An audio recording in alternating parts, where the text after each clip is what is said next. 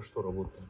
Ты понял, какой? Спокойно, я размеры не до конца Вот тут, вот так если делать, то это 700 внутреннее. Подожди, время 5:30, ребята напилили все. Предварительная сборка. Оп. А шарик где? Что за пятно? Саша, Тёма испортил все. А у нас последний штрих. Хорошо идете. Да вы чё?